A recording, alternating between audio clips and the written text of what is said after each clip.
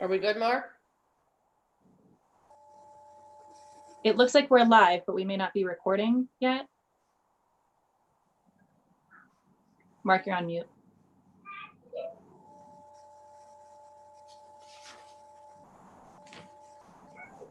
We are live now. Okay, we're live and recording. Great. Thank you. Thank you. Good afternoon. This is Tracy Metzger, Chair of the IDA. I'd like to call our meeting to order today. It's just 12:15. And at this time, I'd like to take a roll call, please, of the board members. Dominic? Dominic Kessler, I'm here. Thank you. Darius? I expect Darius will chime in at some point. Susan? Present. Thank you. Liak?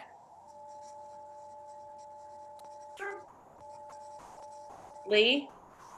Here, sorry, forgot the mute thing. Thank you. Everybody has trouble with that. Bob Schofield? Present. Thank you. And Joaquin?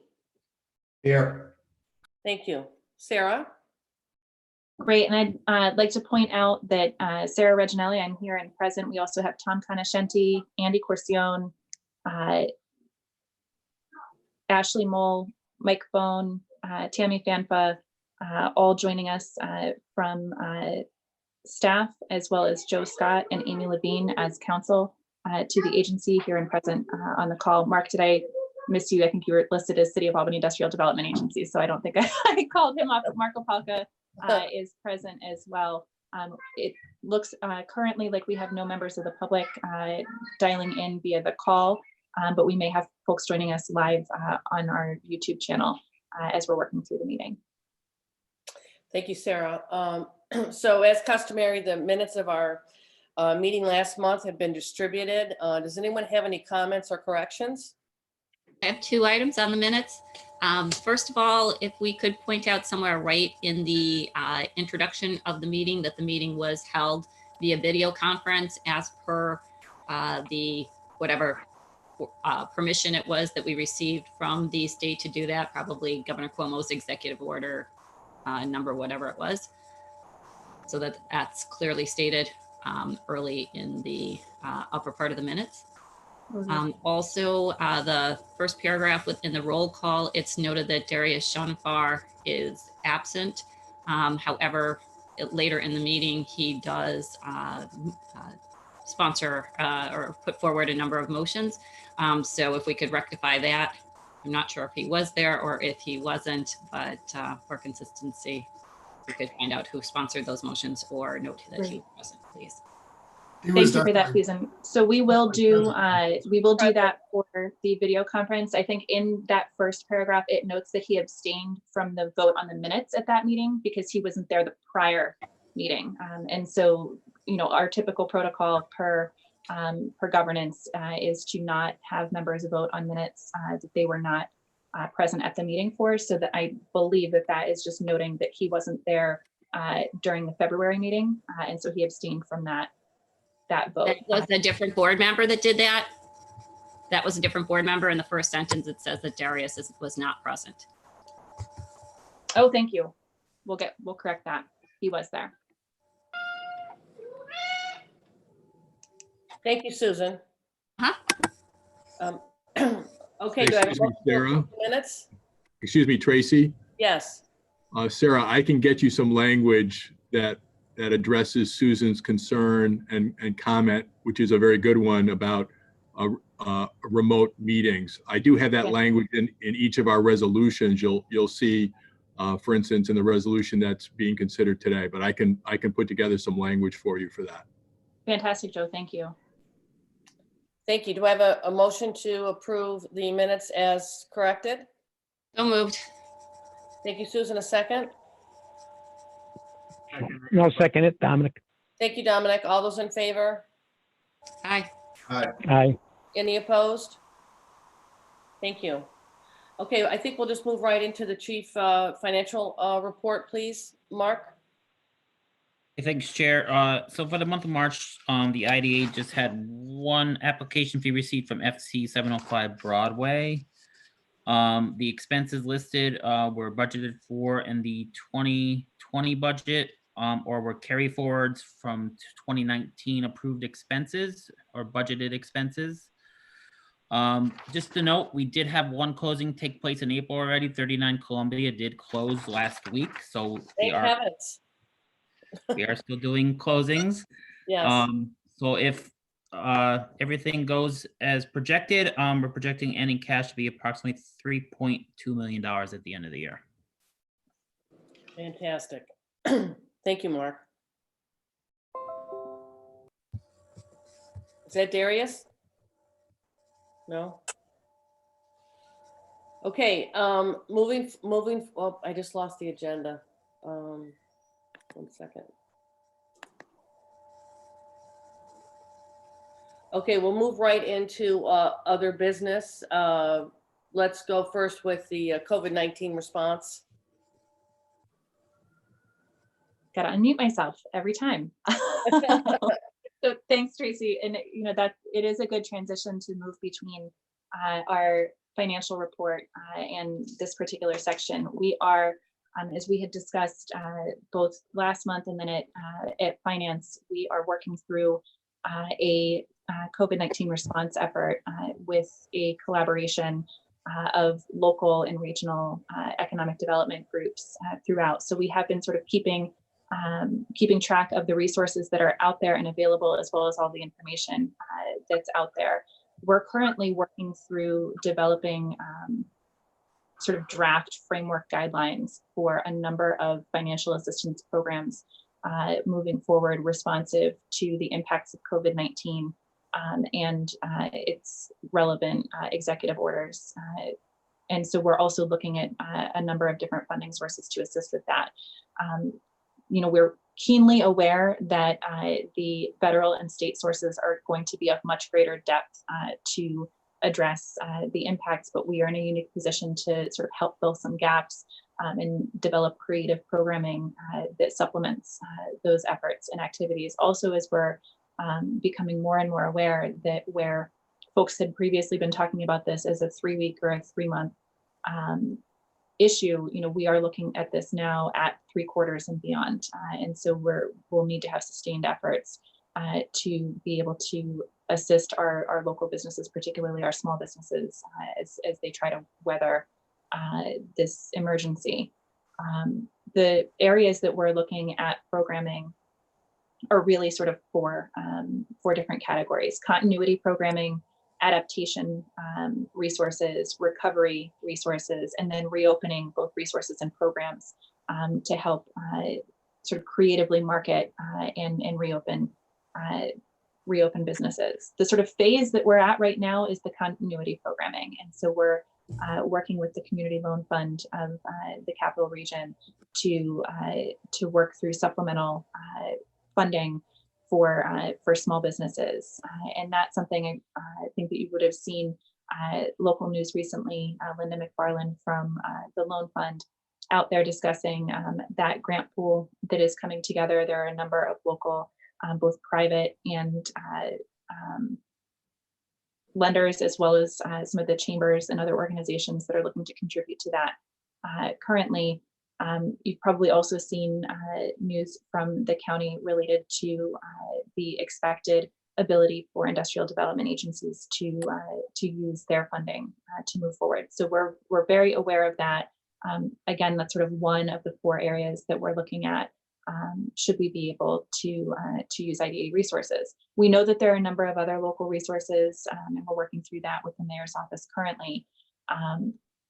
But we want to make sure that we have those draft guidelines and frameworks in place as we get guidance from both the federal level and the state level on restrictions on funding that could be used.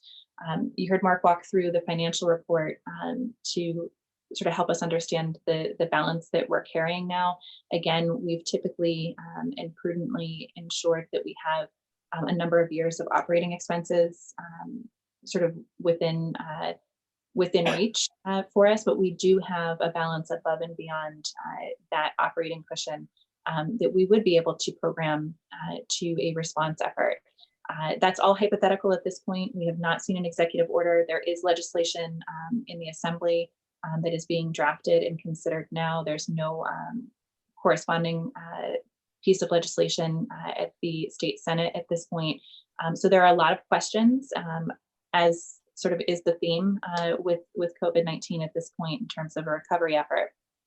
But for this group, just to be very clear that as staff, we are working on getting prepared to be able to jump on opportunities as they arise as we move forward, and to do it thoughtfully and meticulously, like we always do, to ensure that we are, if we're coming back to you as a group to ask to use agency resources, we're doing it with an eye toward compliance, with an eye toward making as much of an impact in as sustainable a way as we possibly can with the limited resources that we do have. So again, being able to focus on continuity, but also adaptation of businesses and recovery and reopening as we get to that point. We don't have anything today to walk through with you directly, because again, we have not received guidance from the state. We are still restricted in our use of funding, but there are folks that are working on that currently. And I'm absolutely encouraged by the governor's announcement this week that he has convened the working group among neighboring states with a focus both on public health, but also on economic recovery, and expect that that will help inform some of the statewide decisions on these matters. Again, we're attempting to be as prepared as we can so that we can move as quickly as possible, which may mean calling a special meeting if we do get guidance, in the near term. And so, I'm grateful to you all for being as committed as you are, because I, know that that's something that we'll be able to work through and pull together.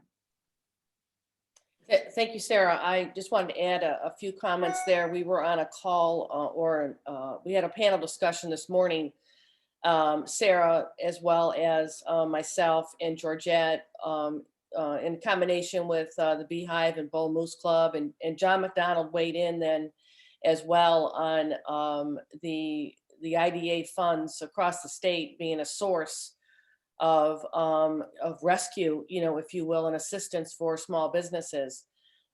He thought that, we could see an executive order, within a week, but hard to tell because, again, there's so many moving pieces here. But I also want to commend Sarah and Ashley and the rest of the team in their collaboration with the Community Loan Fund and all those partners that Sarah referenced.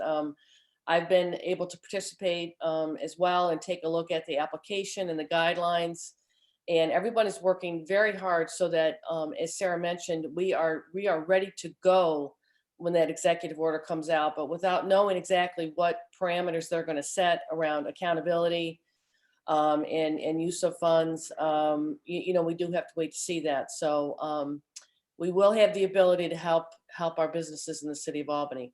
So. Thank you. Sure. Might it be a good idea for us to schedule a meeting of the governance committee perhaps to discuss these plans, bring forth any ideas from board members, and have sort of an update and a review of what we are thinking about doing when the executive order comes out? I think we should probably get something on the calendar. What I would recommend is sort of having that almost in our back pocket, is being able to jump on that meeting when we know the guidelines and restrictions.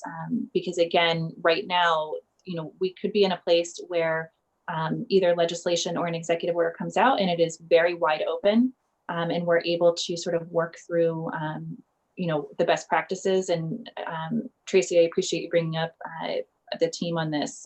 Ashley and Chris and Nora and Virginia have been doing a lot of really great work looking at best practices from across the country. We've looked at about 60 programs at this point to determine sort of how things are moving in other places and how best to use funding.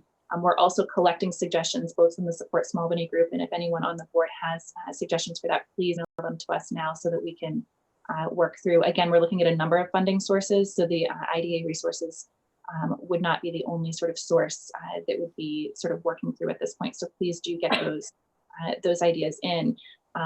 We're building our program recommendations based off of what would typically be prudent public protocol for use of funds. And so we believe, we hope that those frameworks will stand up given the guidance. But it could be wide open. It could also swing completely to a prescriptive model where there would be state guidance that has a very set agenda for how those funds should be spent. They could be recommending a program that we would follow. So it's really a spectrum at this point. If there are prescriptive guidelines that come out, we want to be able to flex our program to meet those prescriptive guidelines and then come to governance to be able to do that. But I think it's a great suggestion to maybe let's schedule something for the next couple of weeks as a placeholder so that we know that we have everybody's schedule available, and we would be able to hit the governance committee meeting and also get you materials as far in advance as possible of that meeting and immediately be able to roll into a board meeting for approvals as the board sees fit. Great. I'll look for that. Thank you. Thank you, Sarah. Okay, shall we move on with our next item, which is the compliance update, and it has to do with the dialect project that we've talked quite a bit about in the finance committee meeting, looking to move this forward to the board today for potential action as it relates to their non-performance. Sarah, did you want to give some additional background, or Joe Scott? Sure, I can start and then hand it over to Joe. I don't see anybody on the call this morning from Dialect LLC. It's and I'm going to switch my screen over so I can see Joe in case he's waving me for last minute information. But as of this morning, we do not have a signed lease on that property at the corner of Madison and Lark Street, which the board had asked for prior to today, April 15th, in order to be able to move forward and continue the pilot. So we are in the unfortunate circumstance at this point, after having worked with this project over the course of a few years, providing opportunities for sort of advancement of the lease up of that space and attainment of the employment goals that were committed to on the site. We're at a point now where the board had provided, sort of one final opportunity to the business. We've now lapsed that timeline. So in front of you this afternoon is a resolution authorizing termination of the documents for the Dialect LLC project. And Joe, I don't know if you want to go into any of the particulars there. Sure. Thank you, Sarah. The resolution, there's a couple of issues that I'd like to, or elements of the resolution that I want to highlight for you. If you go to page 2, the bottom of page 2, the next to last whereas paragraph, we talk about the jobs that were promised and represented in the original application when we first considered the project. And I think that's an important part of our consideration of the potential action here. And so, Joe, that's on page 9 of everybody's materials, if you're scrolling through. Thank you. Yep. It's page number 2 at the bottom, but you're right, it's page 11, page 9 of the PDF. And then the next page, under section 1, what I'd like to do is make sure that the board has looked at those findings and determinations in connection with our review of this resolution and the taking of any action, of any potential action. We're making the point that the financial assistance was based on the representations made by the company in the application, which included the job representations. We outline again the number of jobs that were represented by the company. We indicate that there's been no completion of the project during the term that we've been working with the company on this, namely the first floor commercial portion of the project has been vacant and continues to be vacant. We've had numerous conversations. We've invited them to come to meetings. They've attended some meetings, made reports, but there's been no progress.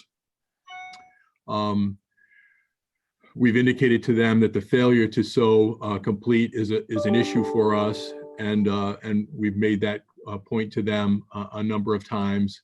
And then there's a determination in section 1E, again, assuming that the board wants to move forward, that the failure to complete the project has resulted in the IDA determining to terminate the transaction, put the property back on the tax rolls, and therefore subject to real property tax from the date of conveyance back to forward. This project was done many years ago, so there's no recapture at that point or with respect to this project. But again, we've had discussions about termination as a potential remedy for this failure. And with that, I'll open up for any comments or questions.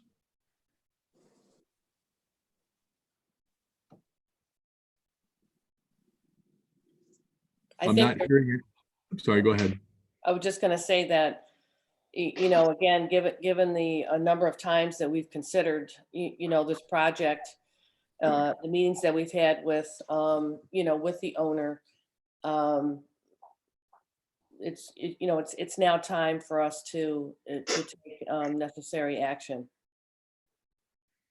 So with that, I'd like to read the resolution, please. Joe? Will do. And in terms of just one last point to make sure that we have a complete record, we did get an email from, actually 2 emails, and I've reviewed that with staff, you know, last night and early this morning, giving us an update as to where they are with respect to the lease, the so-called lease negotiations, and their continuing efforts to get the city approval for the permitting approval for the tenant being in the building, but there's no signed lease. And in the email that they sent us, there was, you know, a discussion of they're reaching out to the city, but no identification of the tenant, no identification of the actual use, although it appears to be some sort of food service facility. But that's the last communication. I've had a number of communications outward with the applicant's counsel over the last, I want to say, 3 weeks, reminding them of our pending April 15th deadline and this meeting that we were going to consider taking action. So with that, the resolution reads, a resolution authorizing City of Albany Industrial Development Agency to execute certain documents in connection with the termination of the Dialect LLC project. And with that, I guess the next stop or the next point is consideration of a motion and then a second and then further discussion.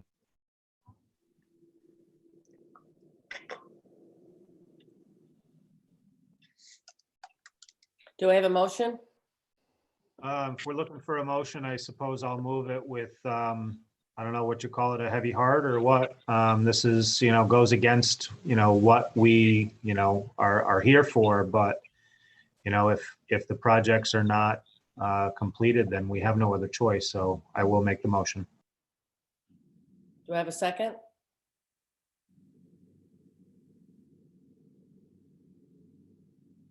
I'll second. Thank you, Bob. Further discussion?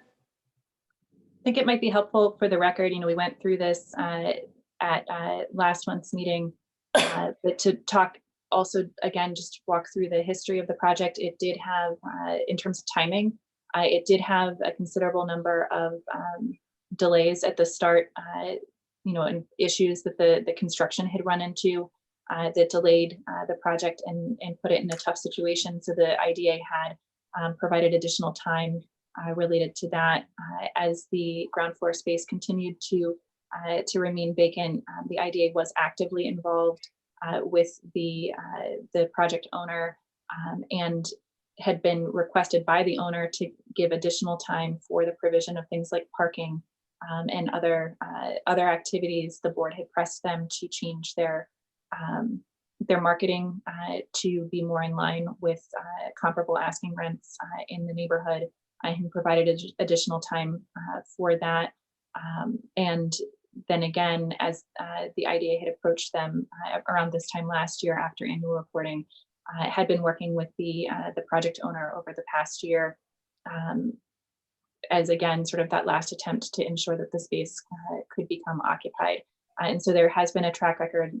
Lee, you know, your comments about the heavy heart of moving this forward, the board has worked diligently with the owner to attempt to have the space occupied and move forward.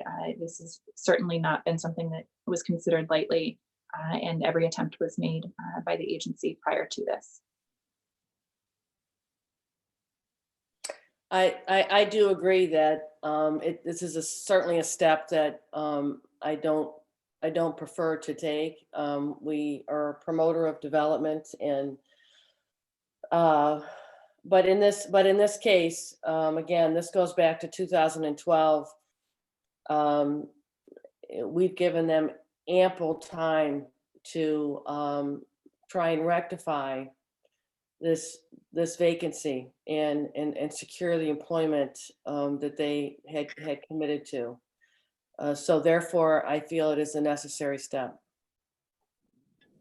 a necessary action, I should say. Yeah, and I have one comment as well, and I think that I think even in light of the times that we're dealing with, all business moving forward, I think it's going to be even tougher to secure quality standard, whatever retail tenants. I think if we couldn't get it figured out when everything was normal, I think moving forward, it's really going to be a challenge. And I think that, like everybody said, we give him ample time to come up with a solution that works, and it just hasn't come forth. And I think, to my earlier point, in the next few months or year, it's going to be that much more of a challenge. So I don't see this getting any better. So we have a motion and we have a second. All those in favor? Aye. Do we have any opposed? This is Dominic. I have to abstain because a family member of mine recently became a patient at Dr. Dinz's. So I'm going to abstain. Thank you, Dominic. Any opposed? Thank you. Resolution is passed. Sarah, do we have anything else? I don't believe so. Andy, any other updates? Not at this time, no. Okay, I would like a motion to adjourn, please. So moved. A second? So I'll second it. Thank you, Dominic. All those in favor? Aye. Aye. Aye. Thank you. Meeting adjourned.